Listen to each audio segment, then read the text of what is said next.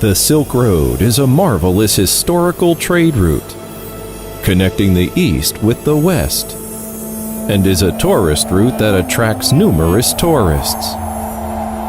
During the route's prosperous period, brave trade caravans started from Chang'an, a capital of ancient China, passed through the He corridor, crossed over the Pamirs, and eventually reached Europe. The Silk Road in Gansu province is over 1,600 kilometers long and accounts for 1/4 of the entire Silk Road in length. Also, there are numerous historical relics and varied landforms here. So Gansu is called the golden part of the Silk Road. Passing by Tianshui and Pingliang, two major portals along the Silk Road, travelers move westward, passing by Lanzhou, Wuwei, Jinchang, Jiangye, Jiuqian, and Jiayuguan, and reach Dunhuang, these famous historical and cultural cities being linked like a string of pearls. Tianshui is the cradle of the Chinese nationality, where Chinese people multiplied and grew civilized. Here was born Fu Shi, father of Chinese civilization, for whom a national-level grand public memorial ceremony is held here every year.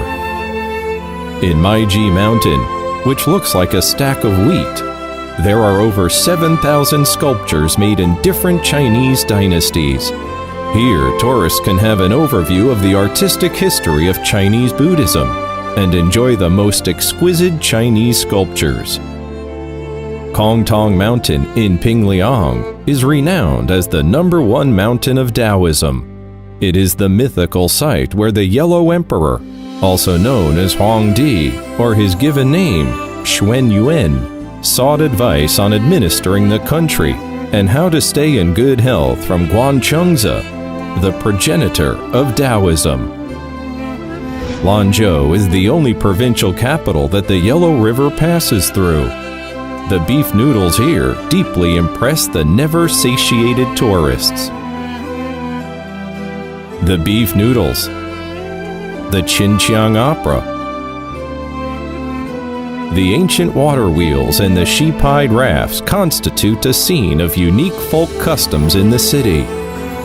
The Yellow River originates in Qinghai and takes shape in Gansu, as it flows for 913 kilometers through Gansu province and forms various wonderfully engraved landscapes by eroding the banks.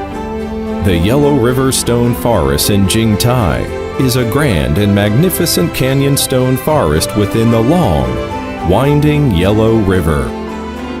In northern China, there are 3 gorges of the Yellow River, whereas in southern China, there are 3 gorges of the Changjiang River. Here you can see the well-known Bingling Grottos, mist-covered high gorges and huge lakes, the Danxia Stone Forest with thousands of peaks, rare dinosaur footprints, and migrating birds in flocks and flowery Taiji wetland, which jointly constitute the magnificent wonders of Linxiahui Autonomous Prefecture, lying in the upper reaches of the Yellow River. Linxia is also the hometown of Hua-Er, flower, the folk song popular in northwest China. Gan'an, a land of snow and Buddhism closest to China's hinterland. If one could say that life is a predestined yet unexpected meeting, let's come here to feel the power of faith and experience a land that lies between a fluctuant mountain chain and extensively shaded steppe to feel our souls soar free.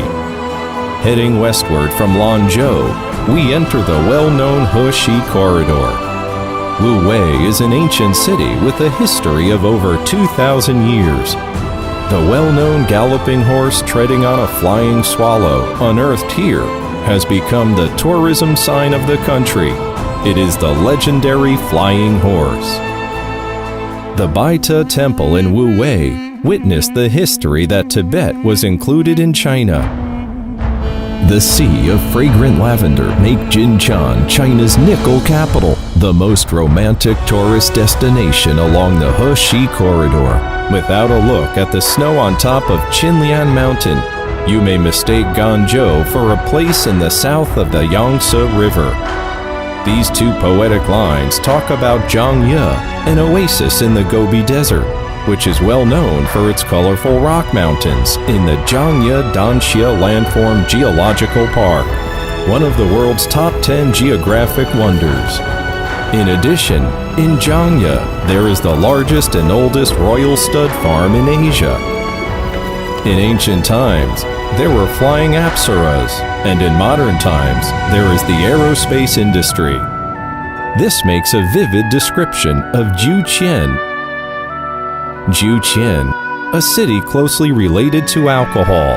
Huo Qubing, a senior general during the Han Dynasty, poured the liquor granted by the emperor into a spring and drank it with his warriors. Since then, the city has been called Jiuqian. If one heads westward along the Heshi corridor, one can see the ancient Silk Road and the Great Wall, which meet at the foot of a snow-capped mountain in Jiayuguan. If Dunhuang can be called the crossroad where the world's four major cultures meet, the Mogao Grotto should be called a sacred cultural temple of humanity. The Mogao Grottos consist of over 700 caves, over 2,400 sculptures, 45,000 square meters of wall paintings, and over 50,000 Dunhuang documents, constituting a Buddhist paradise in the oasis of the Gobi Desert. Here we have a travel back to 2,000 years ago. The wonderful architecture and decorations, together with the beacon towers along the pass, encourage one to strike up a vivid dialogue with history. The long winding camel caravans, the never-ceasing crescent spring, and the wonderful great Yardan landform are all breathtaking. The once difficult journeys and treks along the Silk Road have become past memories.